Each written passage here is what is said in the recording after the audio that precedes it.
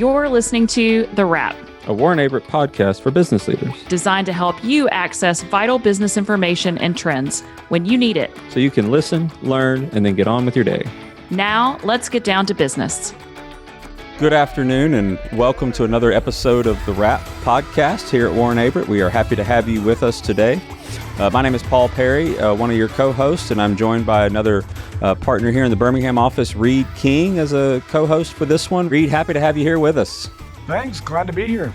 My name is Reed King. I am a member in the Birmingham office in our TATS division. I focus a lot on real estate clients, aviation clients, and high net worth clients, which I think will be very pertinent today. Glad to have you. It's going to be a good discussion. So just to kind of recap, we've been going over that business life cycle that we've been talking about now for 4 or 5 episodes. We walked through kind of the whole piece, right? The whole business life cycle. Then we entered the startup stage, and then we got to the growth stage, the maturity stage, the exit stage. And today we're going to be talking about that freedom retirement stage. We don't want to use the retirement term too much, right? We just want to use the word freedom. And so I think it's going to be a good discussion. I am glad to have you here with us, and I think we have a guest with us, correct? Yeah, excited to welcome Greg Sellers. He is a fellow partner in our Montgomery office, and he is going to be sharing about that freedom stage, oftentimes the goal of the business life cycle. So Greg, welcome.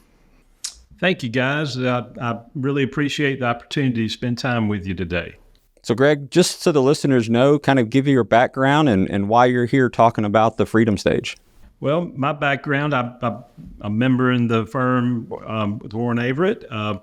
Started out about 38 years ago and had no idea what estate and trust world was like at that time. But they had a need for staffing in that area. So I started, unbeknownst to me, what has led to an entire career in estate planning, estate tax compliance, trust planning and compliance. So it's been a great time, great career for me, and look forward to sharing some of the things that I've observed and learned during this time. Well, we're glad to have you with us. Yeah, well, I guess we can go ahead and dive in. Greg, if you would, describe the freedom phase of the business life cycle, maybe some considerations, opportunities, challenges of this phase. Yeah, so the freedom phase, I like to talk about the freedom phase in that it's the phase where you reap your rewards. You get to start enjoying life. And depending on the age of the business owner, you may be changing a direction or changing your lifestyle, or maybe even venturing into a different career that may follow that business owner's passions a little better than the previous business may be. It doesn't, as Paul said, it doesn't really mean retirement. It can mean retirement. Obviously, if the business owners of retirement age, they may be ready to stop that time frame of working every day and going on enjoying life.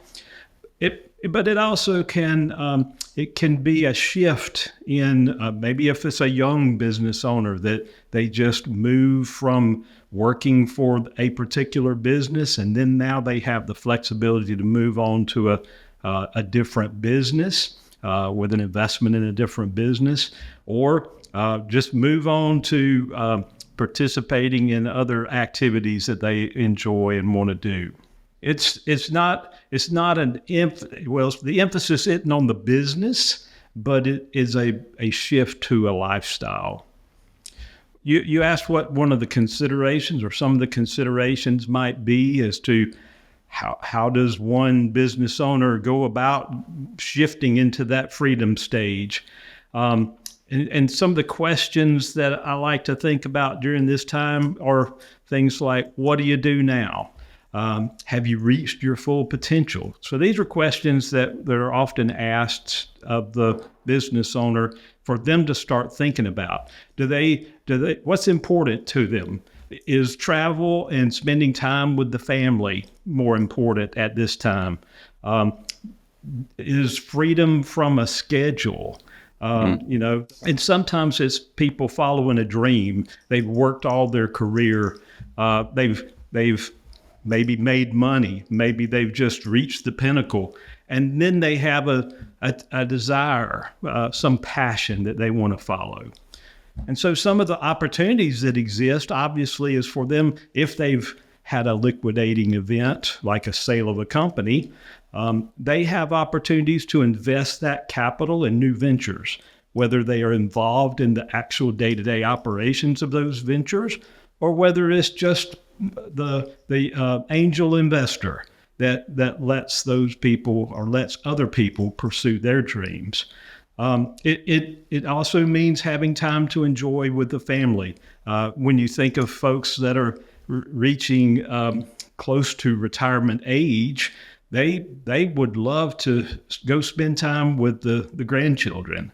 And so they may travel, across the country or overseas even to spend time with family. The major impact of the freedom stage is having that flexibility to be able to change course and decide what you want to do whenever that change in course comes along. So then what are the challenges, right? Well, the challenges are financial, almost always, because individuals who have been accustomed to building their businesses are keen to what that financial impact has been to the business, and they are always concerned about the fact that what will happen if they outlive their financial resources. Another one that many professionals run into is a challenge of what is your identity.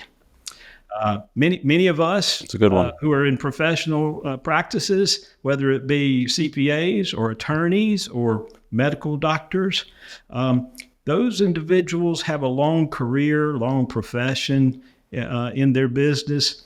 And once they retire, once they meet their freedom stage, it causes a little bit of a loss of identity. And that sometimes is the hindrance for some people to be willing to go about the shift that may be necessary to enter into the freedom stage. So, and that's sometimes an ego matter. Sometimes it's just a feeling of self-worth, but that identity crisis is oftentimes a challenge that many people run into during the freedom stage.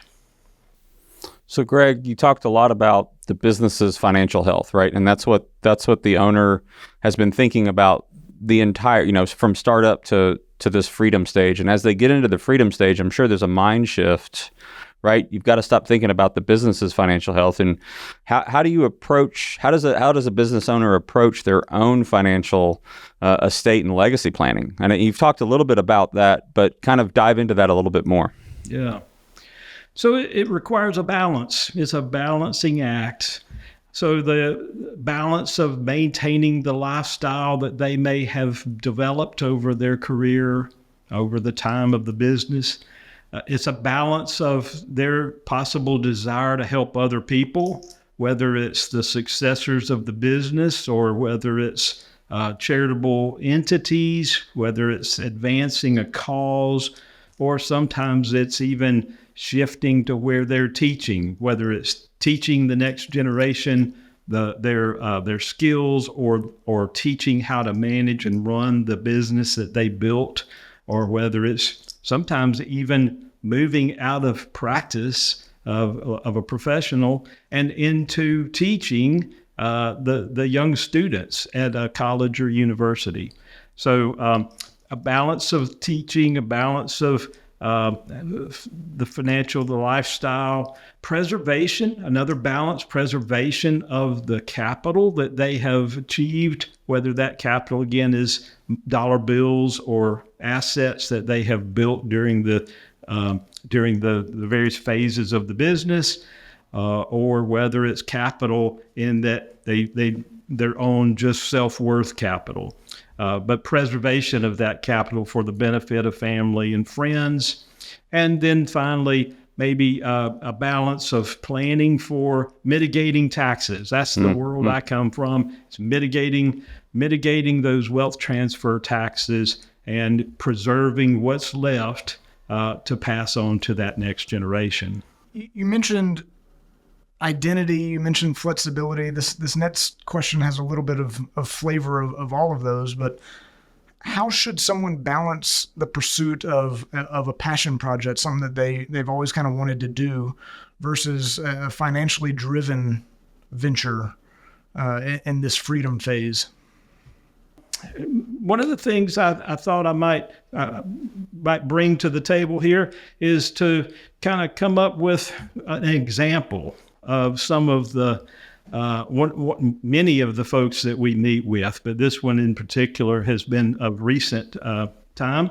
So we had a highly successful professional that came into, it's been a client of the firm for many years.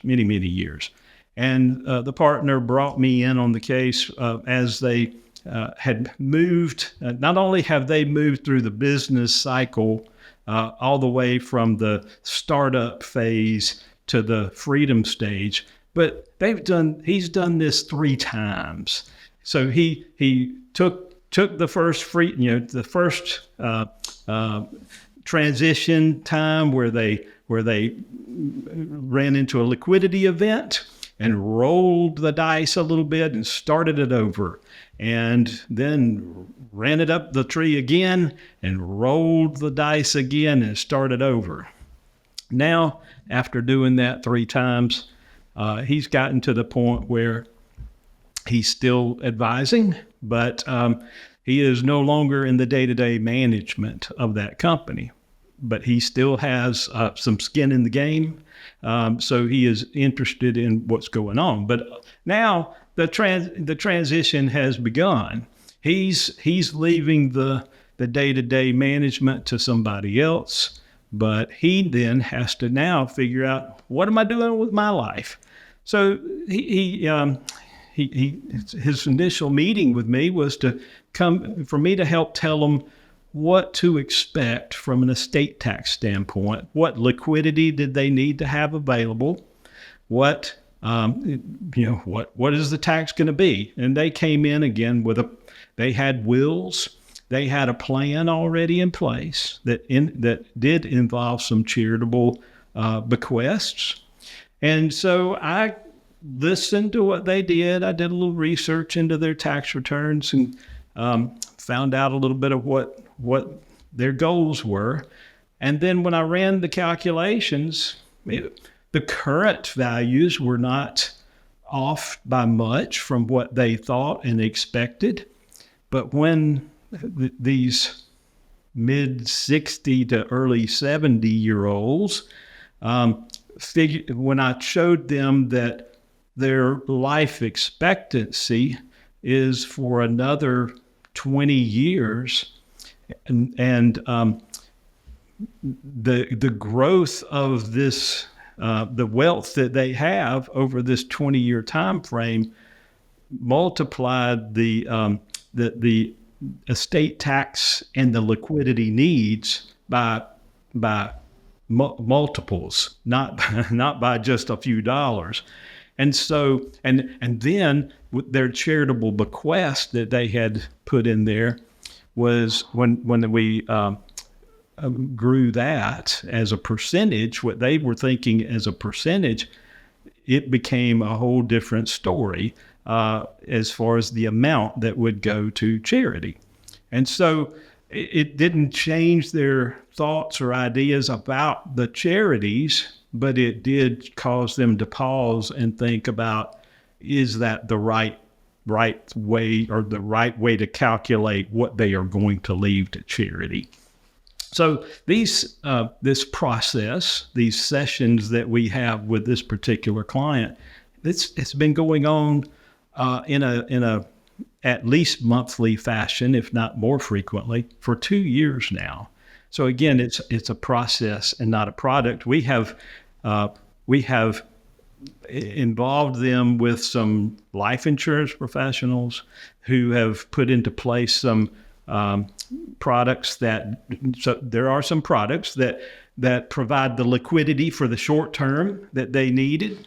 And then we've involved them with trust companies that will provide for the long-term management of the wealth for the future generations, not just their children, but for future generations down the road.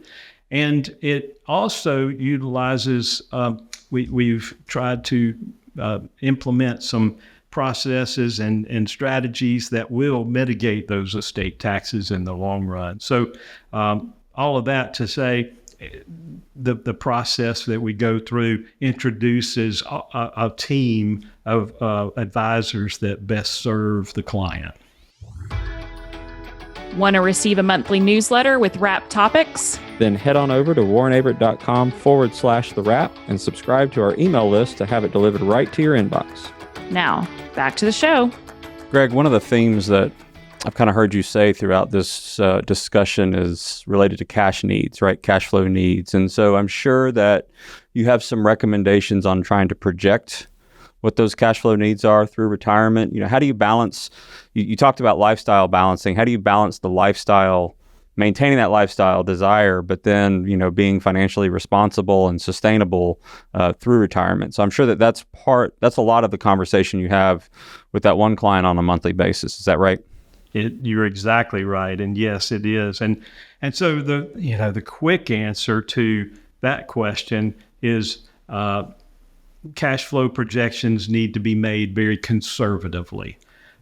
Rarely do people come into the office and say that I want to spend the last dollar that I have the minute that I pass away. Sometimes they joke about that, but in reality, they don't really mean that.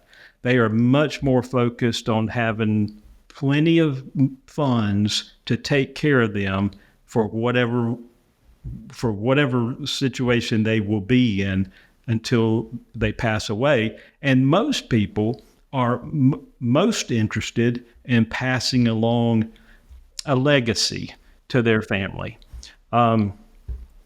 They want to make sure that people can be taken care of in a lifestyle in the way they become accustomed.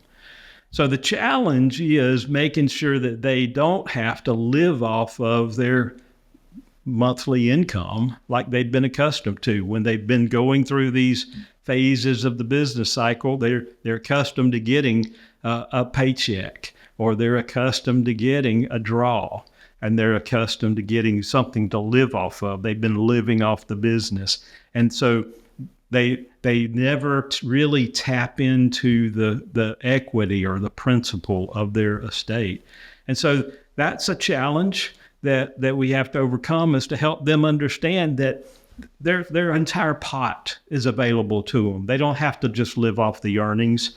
They can dip into the principal if it's managed properly and projected very conservatively. Conservative financial planning is also constantly reassessing the plan. Again, you don't do this once every 5 years and stay stagnant, because how many times have we all seen, whether it's the stock market or whether it's just the business environment in any place, that it fluctuates, and sometimes greatly. And so there needs to be a constant reassessment. I'll tell you one other story. As you can tell, us old timers that's been around a long time, we have lots of stories to tell. That's what the listeners want to hear. That's what the listeners want to hear, Greg. Well, so we had, I had this client that's an elderly widow of a highly successful business owner. Now, the business owner died about 20 years ago, and the widow has lived another 20 years past his death. She recently died at age 100. And so, but the interesting thing was, she assured me for the last umpteen years that she was going to live to 105 because her long lives were in her genes. And she lived to age 100 very well. And she was not sickly. She was loving life. And she and her husband had put those planning vehicles in place. They had trusts that were provided for children and grandchildren. They had life insurance to provide liquidity so that there were liquid assets available. They knew they had given away wealth during their lives. We had done some really good planning to help go ahead and help those next generations along. She educated every single one of her children and every single one of her grandchildren. Very good educations, lawyers, medical doctors, financial planners, a lot of good professional people. And then she was also her desires were to continue helping the education for her great grandchildren by providing 529 accounts for them. So a lot of planning, a lot of tools that had gone into the plan, and she was carrying all of that out, even 20 years, for the last 20 years after her husband had passed away. It then became a little concerning to her and her family, as in the last 4 years she had had a medical event that caused her to then need some 24-hour care. Not because she was incapacitated or in the bed, but she just needed camaraderie or companionship, I guess. It's really the term I would use. And so that companionship, those sitters for 24 hours a day for about 4 years were getting expensive. And then along with the cash flow needs that were already in place to fund life insurance premiums, to fund all of these annual exclusion gifts, the cash flows were heavy. And so they came to me then a few years ago and said, is she going to have enough to continue the plan? And, when you sit down and you say to a family of somebody who's 98 or 99 years old and that has multiples of millions of dollars, you almost sound cliche a little bit, but I tell them you can't get that sick. So hopefully, though, I was able to prove to them with the cash flow projections and very conservatively that there was ample funds to maintain the lifestyle that she was accustomed to keep her living at home with the sitters and providing for the gifting that she had planned to do, and then continue with the expected wealth transfer that would occur at her death. So the key there was that the plan's in place. We monitored it. We monitored it annually, if not more frequently in the latter years. And we planned with conservatism so that we knew that it was going to pass along. Sounds like planning is a theme in all this. You talked about leaving a legacy. How should, or what steps should somebody take? They want to leave a legacy. They want to protect their assets, but they also want to go into a new venture, perhaps invest in something new, not just sit around, maybe not an active role in a business, whatever it is. What steps should somebody take to protect existing assets and wealth when going into a new venture? Well, yeah, that's a tough one. That's a tough question.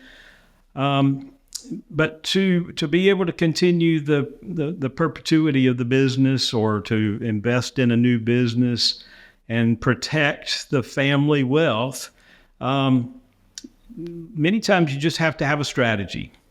And one of the ways that I like to is actually kind of a recent court case that that I feel, and many other commentators, there's a commentator, very well known state attorney, litigation attorney, actually, that loves to fight battles with the IRS, and this guy was at a conference I was at recently, and he was speaking, and he had an opportunity to work on a very, very high, well-known name recognition family case, and it's a, since it's a court case, there's nothing confidential about it.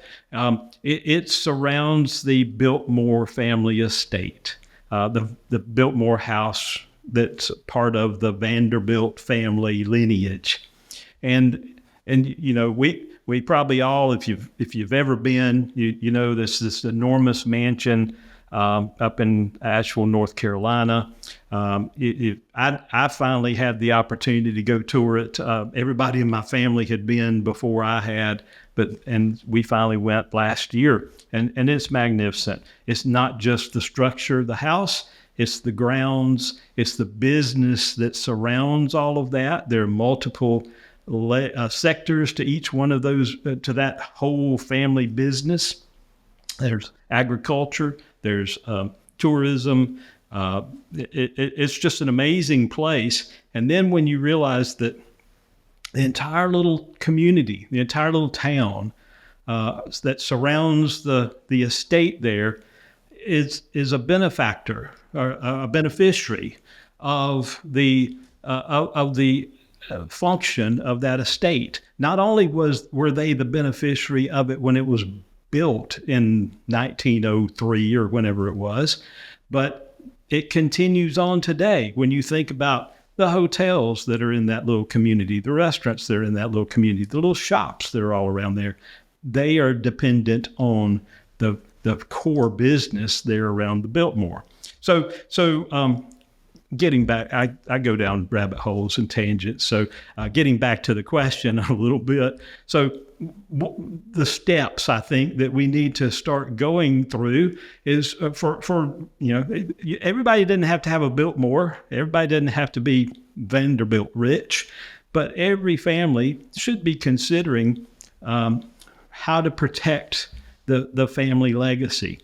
And this court case recently illustrated that the family have developed a family commitment and an education plan to train the whole family, all of the family members that are left, and starting at their children. They start with the 8-year-olds with color crayons and diagrams and help explain the family business. Wow. And the impact of the family business that it has on the surrounding community, the employees that are employed in that business, as well as all around the nation with people that are influenced by it. So this family plan, education plan, commitment, it's intended to keep those children who have been the benefactors of generations of wealth. It keeps them from being complacent in their wealth and feeling entitled. And so they then also continue the mission. They educate the family on the mission of the great grandfather who started the whole place, and try to teach them about the value of the business. Then again, part of the protection is mitigating taxes. So sometimes you have to take an offensive position, as this court case proved, against the IRS, instead of just sitting back and defending whatever they throw at you. You take the offense and you suggest plans. And then finally, so plan, there's the plan term again, but we also have to recognize that and the recognition of the success of the business is not just in the hands of the family, but it's in the hands of those employees, the key management, and all of those in the community that support it. Well, Reed, I don't know about you, but my children are going to hate me this weekend because now we're going to start pulling out some crayons and some diagrams, and we're going to talk about legacy. This is going to be a fun weekend. I'm sure you're going to do it at your house too. It's never too early. It's never what I'm taking away. Yeah, that's what I'm taking away. Never too early. Greg, here on the wrap, we like to wrap it up in 60 seconds. That's what we always say. We like to wrap it up in 60 seconds, but it's hard to wrap up a freedom stage, so many years of built up wealth, and what do you do with that? But what's the ultimate advice for the listeners that you want to give for success in this freedom stage that we've been talking about? So planning is a key word. Don't put off the planning. Don't put off the planning. Do the planning. And also pull a full team of advisors into that plan. Each advisor offers their professional specialty, and a team of advisors who are committed to working with one another to the benefit of the client is going to benefit the client. And then finally, I guess I would say quickly to reassess your plan at least annually or at any time that that there's a major change in the circumstances. Well, Greg, thank you very much for taking the time to have this discussion with Reed and I. I know the listeners appreciate you kind of wrapping up that final stage of the business life cycle in the manner that you did. So definitely thank you for being our guest today, and we look forward to future discussions. Great. Thank you, Paul and Reed. I appreciate the opportunity to share my many years of experiences. Thanks, guys. Greg, appreciate it. And that's a wrap. If you're enjoying the podcast, please leave a review on your streaming platform. To check out more episodes, subscribe to the podcast series, or make a suggestion of other topics you want to hear. Visit us at warrenaverett.com/the wrap.